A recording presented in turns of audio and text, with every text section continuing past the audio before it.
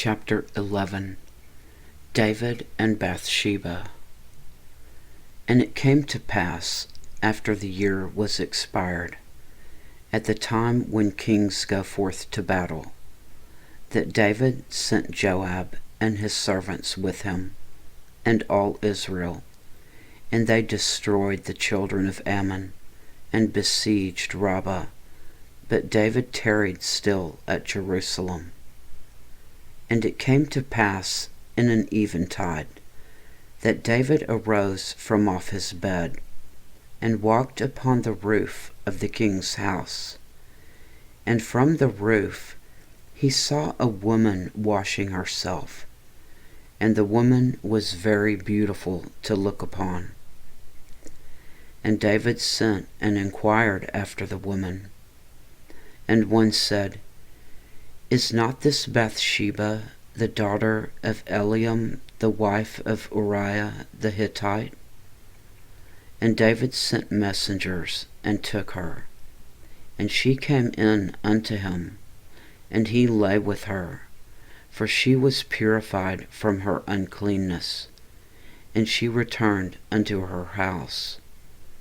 And the woman conceived, and sent and told David, and said, I am with child. And David sent to Joab, saying, Send me Uriah the Hittite. And Joab sent Uriah to David. And when Uriah was come unto him, David demanded of him how Joab did, and how the people did, and how the war prospered. And David said to Uriah, Go down to thy house, and wash thy feet. And Uriah departed out of the king's house, and there followed him a mess of meat from the king. But Uriah slept at the door of the king's house, with all the servants of his lord, and went not down to his house. And when they had told David, saying, Uriah went not down unto his house, David said unto Uriah, Camest thou not from thy journey? Why then didst thou not go down unto thine house? And Uriah said unto David, The ark, and Israel, and Judah abide in tents, and my lord Joab, and the servants of my lord, are encamped in the open fields. Shall I then go into mine house, to eat and drink, and to lie with my wife? As thou livest, and as thy soul liveth, I will not do this thing. And David said to Uriah, Tarry here today also, and tomorrow I will let thee depart. So Uriah abode in Jerusalem that day and the morrow. And when David had called him, he did eat and drink before him, and he made him drunk. And at even he went out to lie on his bed with the servants of his lord, but went not down to his house. And it came to pass in the morning, that David wrote a letter to Joab, and sent it by the hand of Uriah. And he wrote in the letter, saying, Set ye Uriah in the forefront of the hottest battle, and retire ye from him, that he may be smitten and die. And it came to pass, when Joab observed the city, that he assigned Uriah unto a place where he knew that valiant men were. And the men of the city went out and fought with Joab, and there fell some of the people of the servants of David, and Uriah the Hittite died also. Then Joab sent and told David all the things concerning the war, and charged the messenger, saying, When thou hast made an end of telling the matters of the war unto the king, and if so be that the king's wrath arise, and he say unto thee, Wherefore approached ye so nigh unto the city when ye did fight? Knew ye not that they would shoot from the wall? Who smote Abimelech the son of Jerubasheth? Did not a woman cast a piece of millstone upon him from the wall, that he died in Thebez? Why went ye nigh the wall? Then say thou, Thy servant Uriah the Hittite is dead also. So the messenger went and came and showed David all that Joab had sent him for. And the messenger said unto David, Surely the men prevailed against us, and came out unto us into the field, and we were upon them even unto the entering of the gate. And the shooters shot from off the wall upon thy servants, and some of the king's servants be dead, and thy servant Uriah the Hittite is dead also. Then David said unto the messenger, Thus shalt thou say unto Joab, Let not this thing displease thee, for the sword devoureth one as well as another. Make thy battle more strong against the city, and overthrow it, and encourage thou him. And when the wife of Uriah heard that Uriah her husband was dead, she mourned for her husband.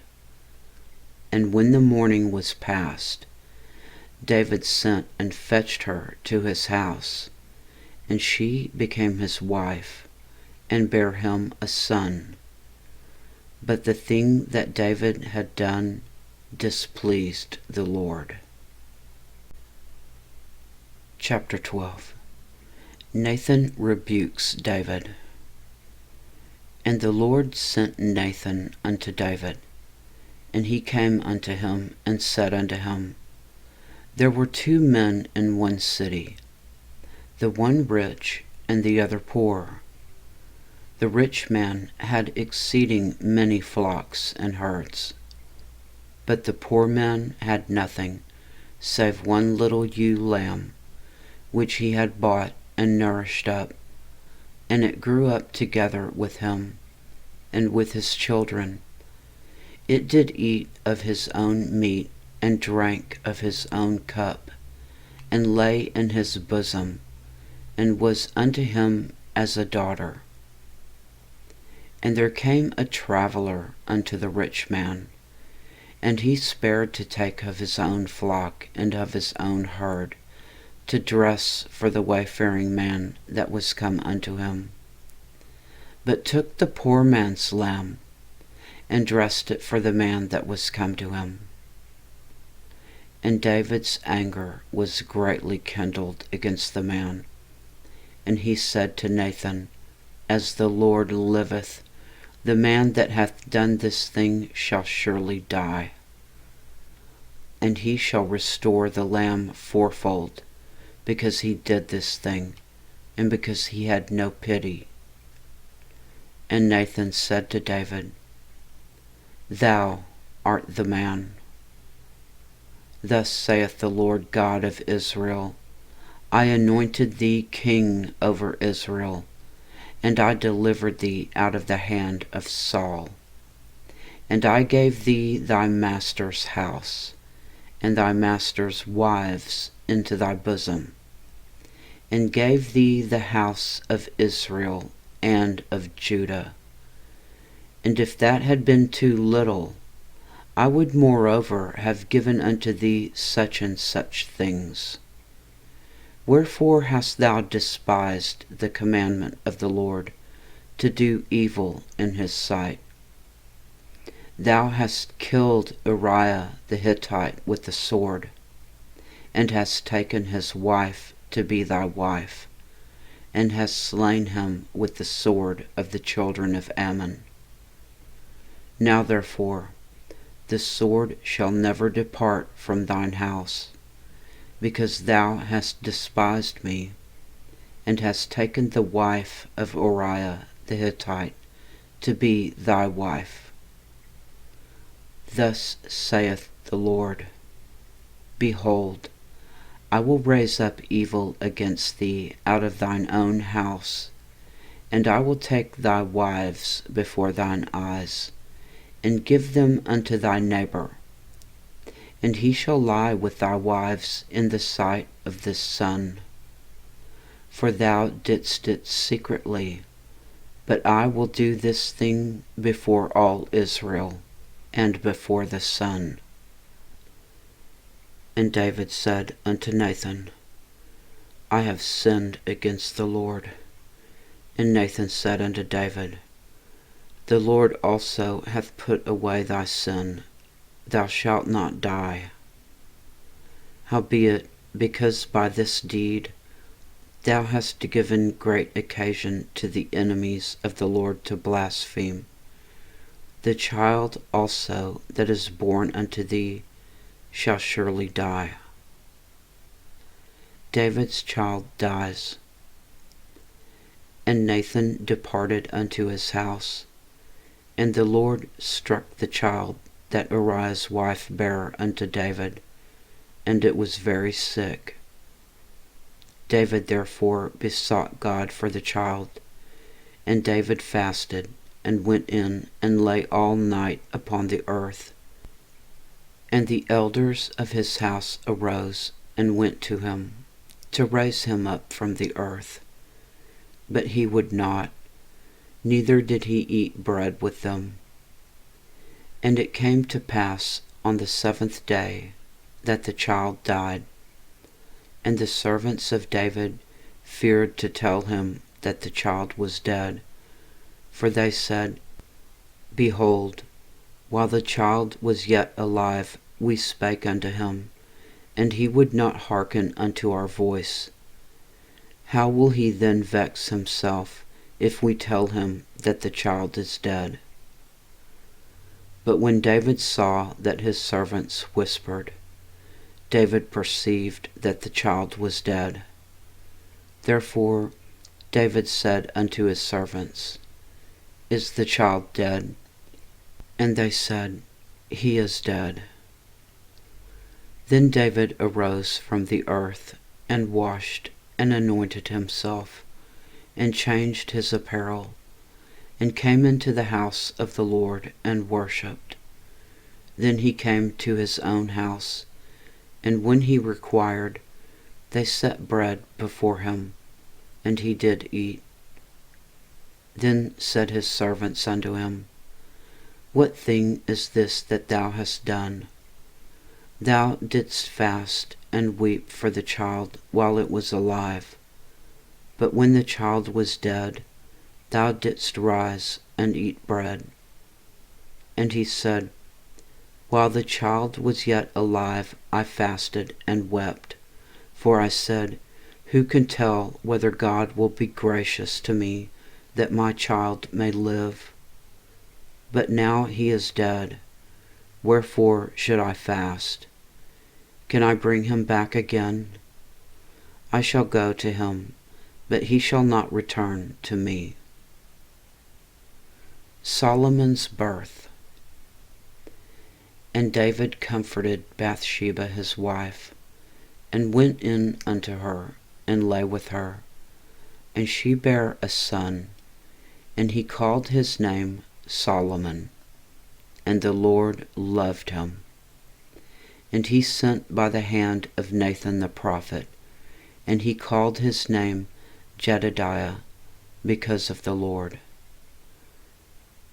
Rabbah is captured. And Joab fought against Rabbah of the children of Ammon, and took the royal city. And Joab sent messengers to David, and said, I have fought against Rabbah, and have taken the city of waters. Now therefore gather the rest of the people together, and encamp against the city, and take it, lest I take the city, and it be called after my name. And David gathered all the people together, and went to Rabbah, and fought against it, and took it. And he took their king's crown from off his head, and the weight whereof was a talent of gold, with the precious stones. And it was set on David's head. And he brought forth the spoil of the city in great abundance. And he brought forth the people that were therein, and put them under saws, and under harrows of iron, and under axes of iron, and made them pass through the brick kiln. And thus did he unto all the cities of the children of Ammon. So David and all the people returned unto Jerusalem.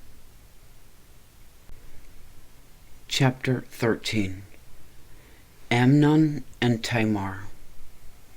And it came to pass after this, that Absalom, the son of David, had a fair sister, whose name was Tamar. And Amnon, the son of David, loved her. And Amnon was so vexed that he fell sick for his sister Tamar, for she was a virgin. And Amnon thought it hard for him to do anything to her. But Amnon had a friend, whose name was Jonadab, the son of Shimeah, David's brother. And Jonadab was a very subtle man. And he said unto him, Why art thou, being the king's son, lean from day to day? Wilt thou not tell me? And Amnon said unto him, I love Tamar, my brother Absalom's sister.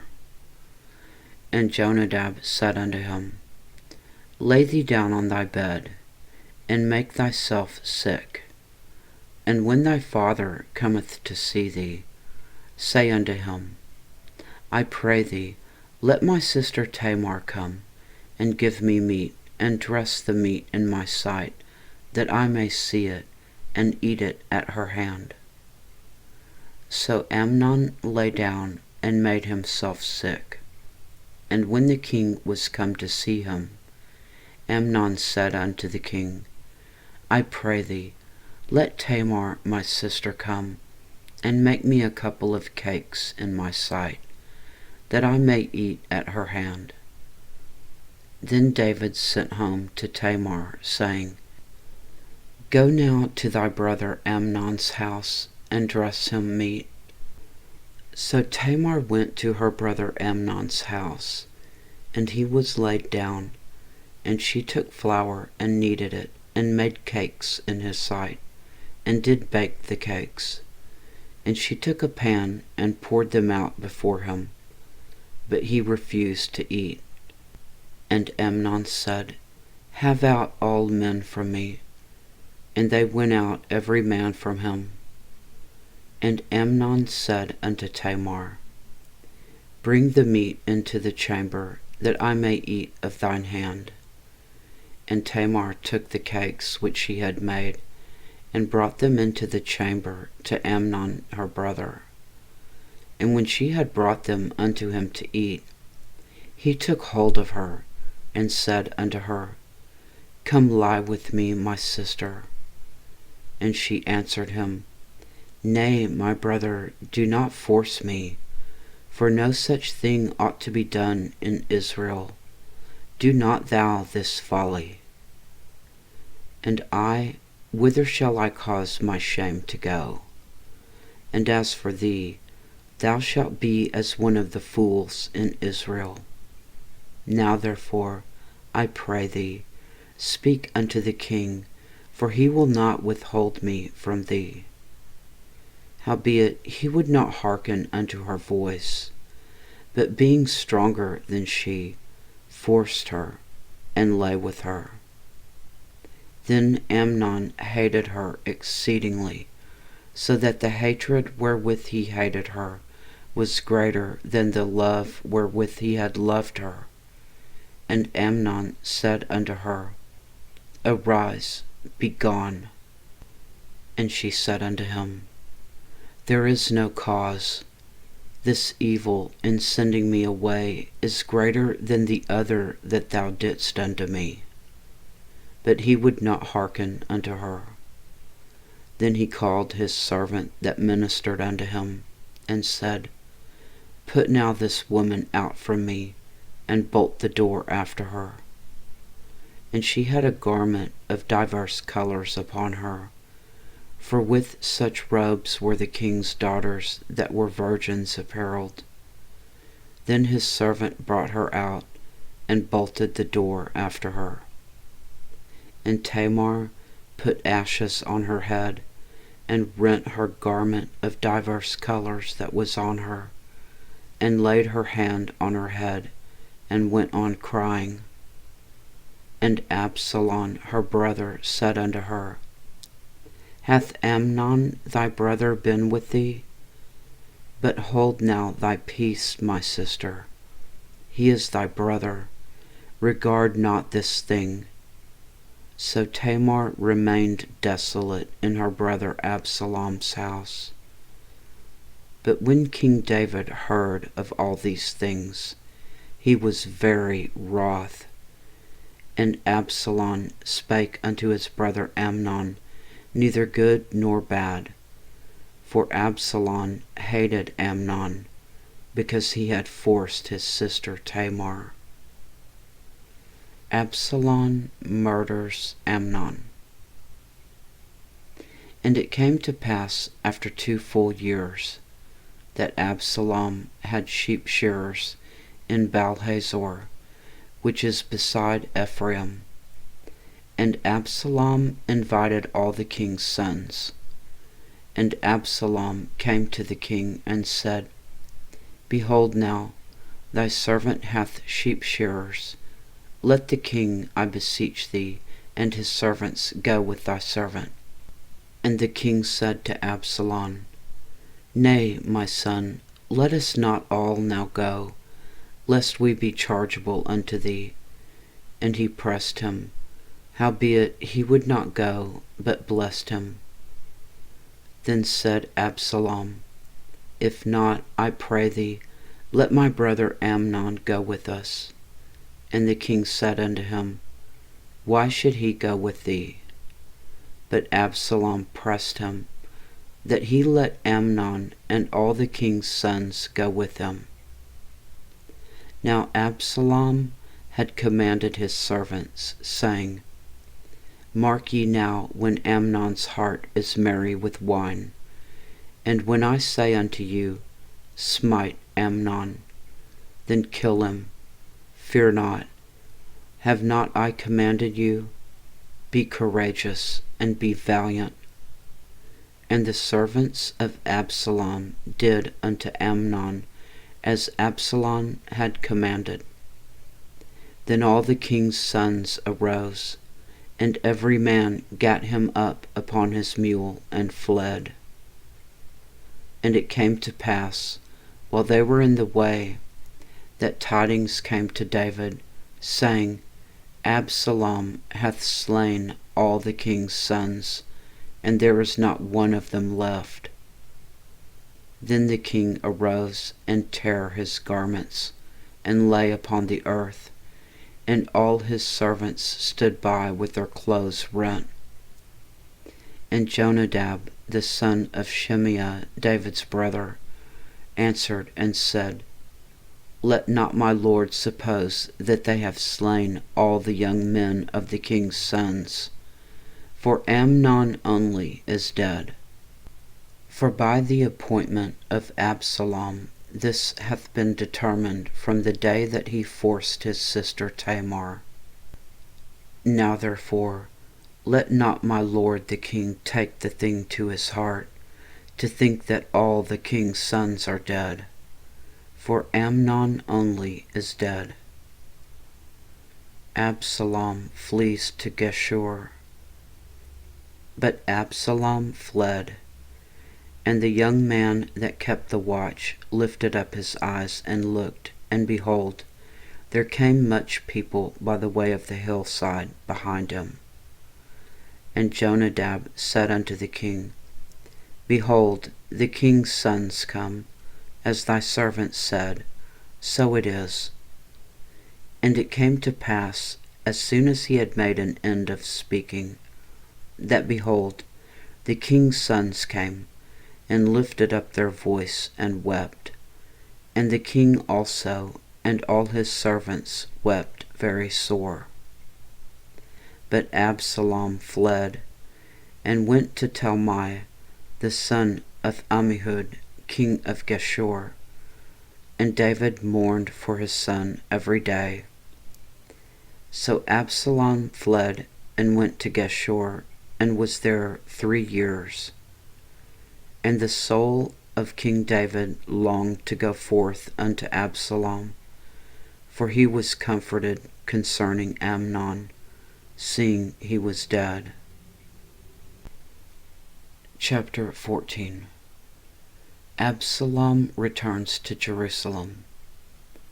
Now Joab, the son of Zeruiah, perceived that the king's heart was toward Absalom. And Joab sent to Tekoa, and fetched thence a wise woman, and said unto her, I pray thee, feign thyself to be a mourner, and put on now mourning apparel, and anoint not thyself with oil, but be as a woman that had a long time mourned for the dead. And come to the king, and speak on this manner unto him. So Joab put the words in her mouth. And when the woman of Tekoa spake to the king, she fell on her face to the ground, and did obeisance, and said, Help, O king. And the king said unto her, What aileth thee? And she answered, I am indeed a widow woman, and mine husband is dead. And thy handmaid had 2 sons, and they 2 strove together in the field, and there was none to part them, but the one smote the other, and slew him. And behold, the whole family is risen against thine handmaid. And they said, Deliver him that smote his brother, that we may kill him, for the life of his brother whom he slew. And we will destroy the heir also, and so they shall quench my coal which is left, and shall not leave to my husband neither name nor remainder upon the earth. And the king said unto the woman, Go to thine house, and I will give charge concerning thee. And the woman of Tekoa said unto the king, My lord, O king, the iniquity be on me, and on my father's house, and the king and his throne be guiltless. And the king said, Whosoever saith aught unto thee, bring him to me, and he shall not touch thee any more. Then she said, I pray thee, let the king remember the Lord thy God, that thou wouldest not suffer the revengers of blood to destroy any more, lest they destroy my son. And he said, As the Lord liveth, there shall not one hair of thy son fall to the earth. Then the woman said, Let thine handmaid, I pray thee, speak one word unto my lord the king. And he said, Say on. And the woman said, Wherefore then hast thou thought such a thing against the people of God? For the king doth speak this thing as one which is faulty, in that the king doth not fetch home again his banished. For we must needs die, and are as water spilt on the ground, which cannot be gathered up again. Neither doth God respect any person, yet doth he devise means that his banished be not expelled from him. Now therefore that I come to speak of this thing unto my lord the king, it is because the people have made me afraid. And thy handmaid said, I will now speak unto the king. It may be that the king will perform the request of his handmaid. For the king will hear to deliver his handmaid out of the hand of the man that would destroy me and my son together out of the inheritance of God. Then thine handmaid said, The word of my lord the king shall now be comfortable, for as an angel of God so is my lord the king, to discern good and bad. Therefore the Lord thy God will be with thee. Then the king answered and said unto the woman, Hide not from me, I pray thee, the thing that I shall ask thee. And the woman said, Let my lord the king now speak. And the king said, Is not the hand of Joab with thee in all this? And the woman answered and said, As thy soul liveth, my lord the king, none can turn to the right hand or to the left from aught that my lord the king hath spoken. For thy servant Joab, he bade me, and he put all these words in the mouth of thine handmaid. To fetch about this form of speech hath thy servant Joab done this thing. And my lord is wise, according to the wisdom of an angel of God, to know all things that are in the earth. And the king said unto Joab, Behold now, I have done this thing. Go therefore, bring the young man Absalom again. And Joab fell to the ground on his face and bowed himself and thanked the king. And Joab said, Today thy servant knoweth that I have found grace in thy sight, my lord, O king, and that the king hath fulfilled the request of his servant. So Joab arose and went to Geshur, and brought Absalom to Jerusalem. And the king said, Let him turn to his own house, and let him not see my face. So Absalom returned to his own house, and saw not the king's face. But in all Israel there was none to be so much praised as Absalom for his beauty. For the sole of his foot even to the crown of his head, there was no blemish in him. And when he polled his head, for it was at every year's end that he polled it, because the hair was heavy on him, therefore he polled it. He weighed the hair of his head at 200 shekels after the king's weight. And unto Absalom there were born 3 sons and 1 daughter, whose name was Tamar. She was a woman of fair countenance. So Absalom dwelt 2 full years in Jerusalem, and saw not the king's face. Therefore Absalom sent for Joab, to have sent him to the king, but he would not come to him. And when he sent again the second time, he would not come. Therefore he said unto his servants, See, Joab's field is near mine, and he hath barley there. Go and set it on fire. And Absalom's servants set the field on fire. Then Joab arose and came to Absalom unto his house, and said unto him, Wherefore have thy servants set my field on fire?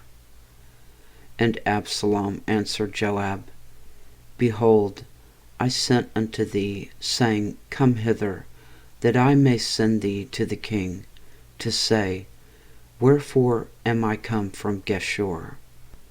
It had been good for me to have been there still. Now therefore let me see the king's face, and if there be any iniquity in me, let him kill me. So Joab came to the king and told him.